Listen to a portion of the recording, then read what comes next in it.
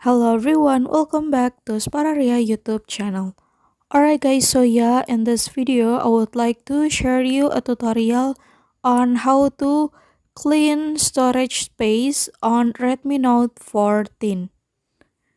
Alright guys, so yeah, if you feel that your cell phone is starting to slow down and your cell phone is starting to feel heavy and the memory of your phone is quite full, then this is the time for you to delete the trash or to clean up the storage of your phone.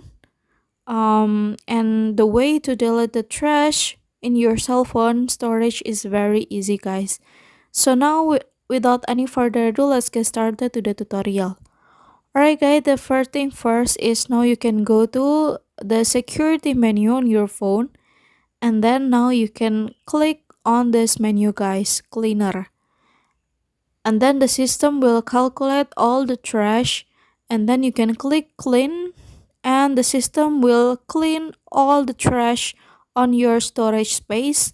And so yeah, here's the tutorial, and thank you so much for watching, guys. Bye bye.